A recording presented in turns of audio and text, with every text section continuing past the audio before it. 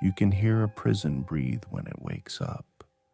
The concrete groans, the pipes knock. Somewhere down the block, someone starts coughing. Then the buzzers go off, and another day begins behind bars like it always does. Loud, sharp, and wound so tight it could snap steel. I was on A tier when it started, 6 o'clock sharp. First shift headcount. Death row wing. 32 bodies, 2-man cells, lights up, doors clanking open, one at a time. Boots on the walkway, clipboard in hand, sidearm holstered, stomach still full of burnt coffee from the break room. Same routine I've done for 11 years. Jones, Myers, Lewis, Jenkins. Then I got to cell 212. Ortega. Life without parole, quiet, always stood for count. No fights, no noise, just existed. Today, he was on the floor, face down. His bunkmate, Winchell, was up against the wall, arms trembling, eyes wide. "Ortega," I called. He didn't move. I keyed my radio.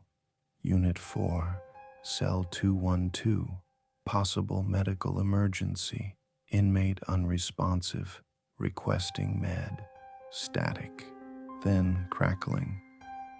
Copy that. Standing by. Sending nurse down with cert. Ortega shifted, not like someone waking up, more like something testing the strings.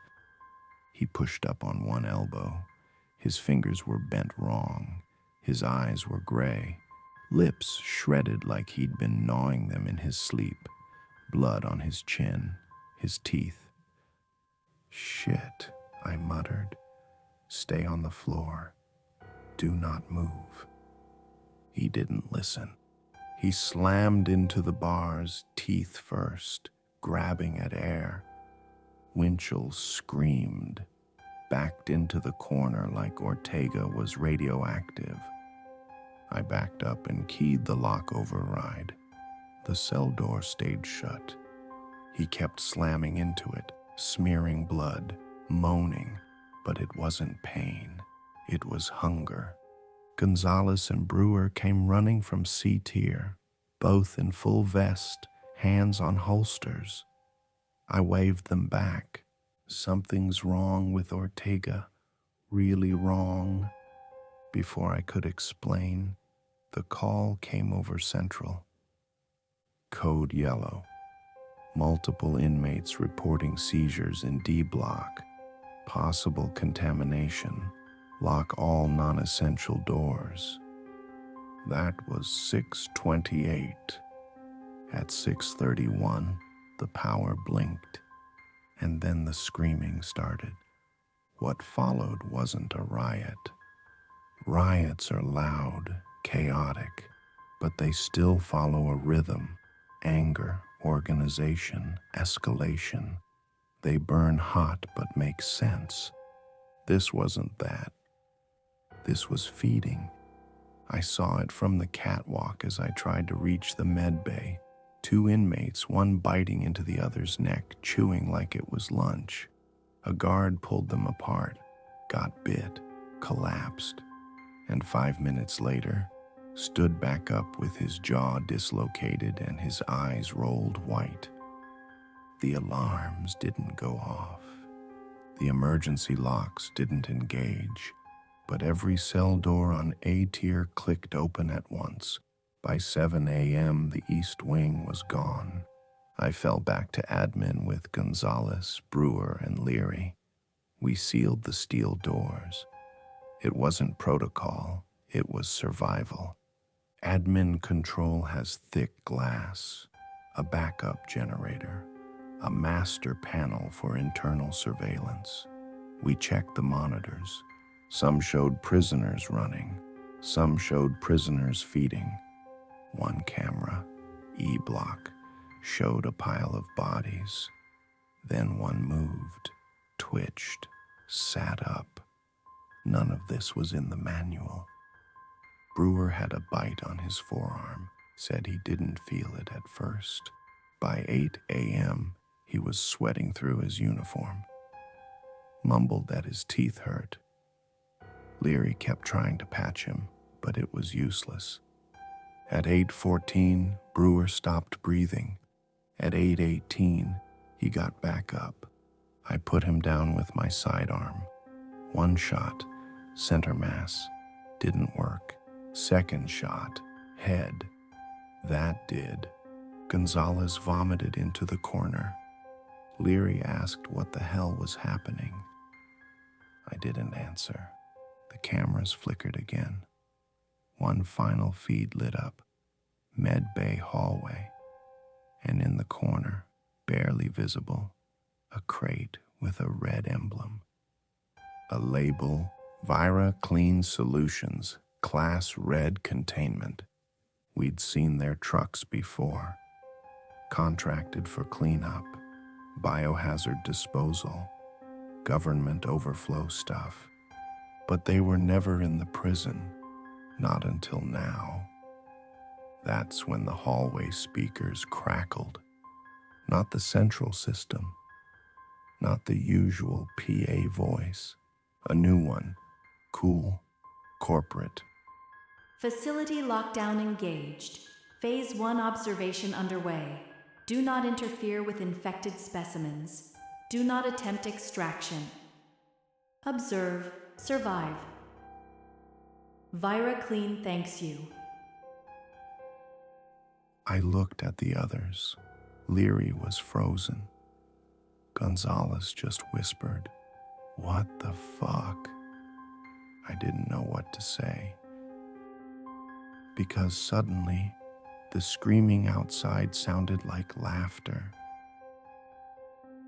There's a shift that happens in a place like this, when it stops being a prison and starts becoming something else. You feel it in your gut before you see it. By mid-morning, the shift had already happened. We'd reinforced admin control with anything that wasn't bolted down. Filing cabinets, overturned desks, riot shields duct taped together. Leary kept checking Brewer's body like he expected him to wake up again. Gonzalez stayed quiet. Me? I kept one eye on the monitors and one hand on my holster.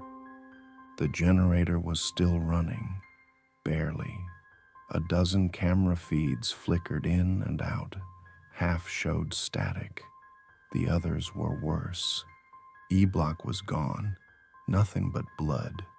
C-tier had a fire burning in one of the cells. Someone had spray painted "We're still human" across a wall in what I don't think was paint. And then there was B-tier. 3 inmates still upright, moving together, organized. At first, I thought they were clearing the dead, but then I saw it. One of them had a guard's shotgun slung over his shoulder, and another was wearing a stolen vest. They weren't running from anything. They were taking over. I toggled through more feeds, found them again in the hallway outside the armory. They'd set up a perimeter with overturned beds and lockers, posted a lookout, took inventory from what they stole. These weren't survivors. They were soldiers now.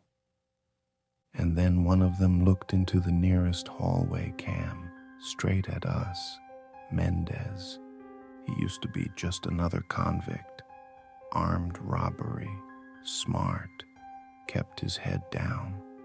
Not a problem. Now, he had presence. He had a following. And now, he had our radio. The transmission came through just after noon. "You still breathing in there, tower boy?"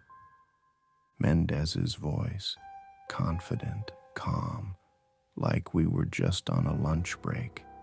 "Here's how it is. We've got 6 clean, maybe more. We're armed, we're holding a tier, and we've got the key card to the lower med wing. You're boxed in. No food, 1 gun. You open the gates, let us through. We help you secure this block.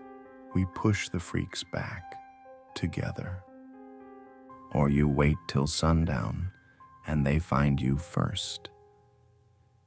I turned off the radio. Gonzalez was pacing. Leary looked at me like I had an answer. I didn't. If we let them in, we lose control, Gonzalez said. If we don't, we all die, Leary replied. Neither of them was wrong. The turning point wasn't the radio, it was the med log. Around 2:30 p.m., I pried open the desk in the supervisor's office. Inside was a manila folder stamped Vyra Clean, Facility Trial 04A, internal use only. It wasn't addressed to us, wasn't meant to be found. Inside, behavioral profiles of prisoners and guards. Charts tracking inmate response to extreme stress. A schedule marked observation milestones. And one note. Phase 1. Introduce pathogen via transport subject. Phase 2. Release armed population and monitor alliances. They didn't lose control of this place. They built it to fail. I opened the radio again. Mendez, you come unarmed, one door at a time. You help clear the med wing first. Then we talk. His answer was immediate. Smart man, you're not like the others. That stuck with me. We let them in around 3 p.m. 3 men, all clear, no visible wounds, armed but kept their weapons lowered. Mendez shook my hand. His grip was like iron. You did the right thing, he said. I wasn't sure. We swept the med wing by 4 a.m. The infected had been through it. 2 orderlies turned, a nurse with half a face, and someone in a Vyra Clean suit whose ID didn't match any staff we'd ever had. One of the inmates, Griggs, found a crate tucked behind the pharmacy door. Same crimson helix, same label. Class read, do not open without oversight. They opened it anyway. Inside, 4 black syringes, a Vyra Clean tablet, powered and unlocked, a steel case with a biometric reader, 1 envelope addressed to Trial Supervisor Black Hollow site. Mendez looked at me like I was supposed to know what to do. I didn't, so I took the tablet and flipped it on. Live vitals, guard names, inmate numbers. My name, first on the list. Subject number 001, cognitive response, procedural, survivability index 62%. All of us were being logged, every choice, every command, every hesitation. We weren't guards and prisoners anymore. We were variables. By 6 p.m., the med wing was secured. The halls were quiet. Leary sat down and said he needed air. Gonzalez didn't say anything at all. Mendez lit a cigarette with a shaking hand and stared at the bolted door. And me? I stared at the tablet screen, waiting to see which one of us it would flag next. They say prisons are about control, structure, routine. But by 7 p.m., Black Hollow had nothing left to control. Mendez was pacing again. The med wing had gone quiet, but the silence wasn't peace. It was pressure. You could feel it in your ears, in your teeth, like the whole place was holding its breath. Leary hadn't spoken since the last sweep. He just sat in the corner, breathing through his mouth and picking at a bandage that wasn't healing fast enough. Gonzalez stood near the bolted door, rifle still clutched, eyes half glazed. He was dehydrated, rattled, and dangerously close to shutting down. And me? I was holding a loaded sidearm, a powered-down Vyra clean tablet, and a realization that had been chewing on me all day. We were never meant to walk out of here. We heard them again around 7:45. Not a horde, not a riot. One infected, then another, scraping, crawling, whispering like they were learning how. I watched one of them move across the hallway camera, fast, low. Its joints moved wrong, too fluid, like tendons had been replaced with wire. Then it stopped, looked directly into the lens. It was Brewer, still wearing his CO uniform, still twitching like he remembered how to patrol. Leary coughed up blood around 8 o'clock. He hadn't been bitten, but something was wrong. Fever, black veins creeping up his neck. I checked the medical crate again. 4 syringes, no labels, one line in the Vyra clean notes. Accelerated rejection in non-infected hosts suggests behavioral significance. Leary didn't make it to 9 o'clock. We locked him in the pharmacy storage. I didn't argue. By 9:30, the generator gave its last breath. The hallway lights died. Cameras flickered out. The tablet screen blinked and dimmed, but didn't shut down. Instead, it loaded a new message. Phase 1, complete. Phase 2, behavioral collapse. Do not intervene. Observe final deviation. That was the last thing it said.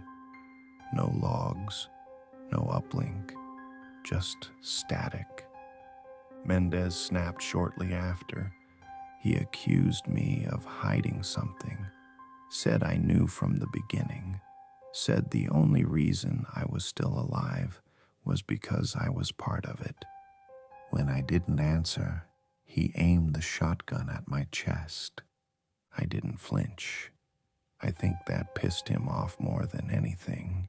He walked out, took 2 of the other inmates with him, said they were heading for the armory to take the rest of the facility back.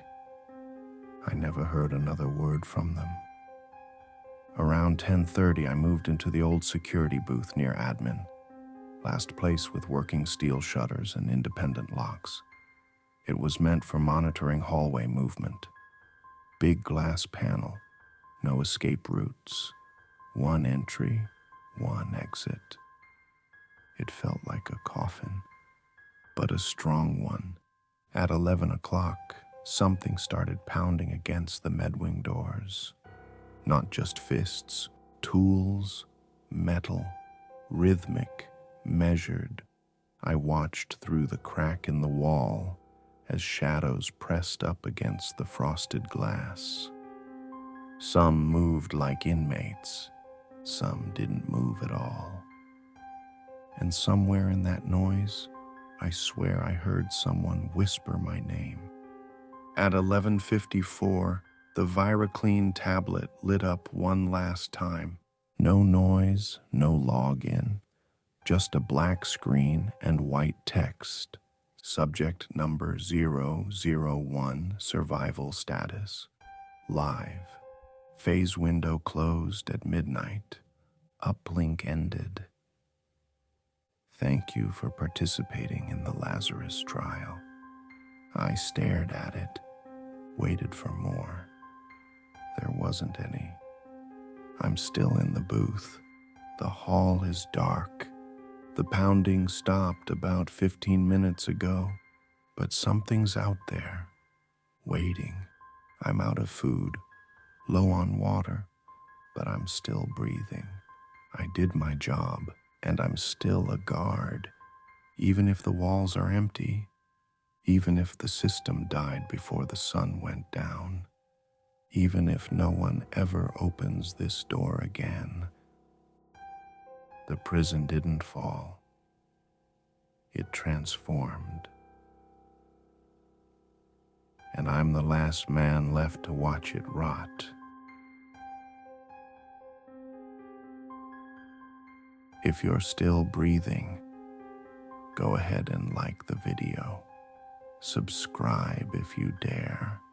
There are plenty more nightmares waiting for you. And whatever you do, don't forget to ring the bell. It's the only way you'll hear the warnings in time.